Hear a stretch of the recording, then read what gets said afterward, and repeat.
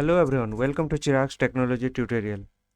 In this video we are going to learn how to access local device and resources on the remote desktop session in Windows. So we'll go through the step by step process.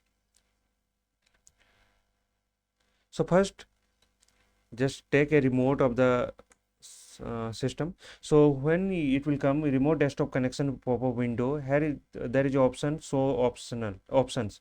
So options, go there, and there is option local resource. So go to the local resource, and here you can just check the local devices and resources. Go to the more, and here which one you want to just get with the session.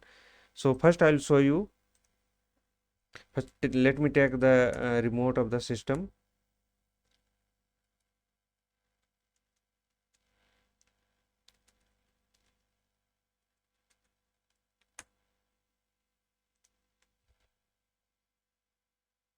So open my this computer.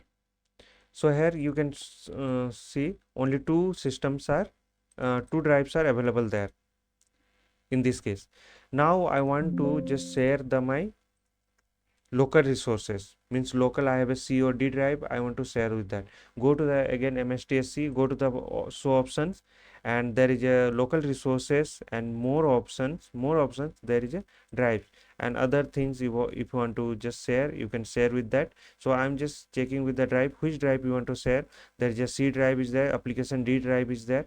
So which drive you can share, you can check on that. Click on OK, click on connect and connect. I have to provide the username and password for the remote system. So click on yes. Now you can able to see, you can check with the my local drive resources, local drive, uh, this one local drive. So D drive is folder redirect to the remote desktop. So you can check with that. So in this way we can share with the local devices and resources in remote desktop session. So hope this will help. Thank you for watching.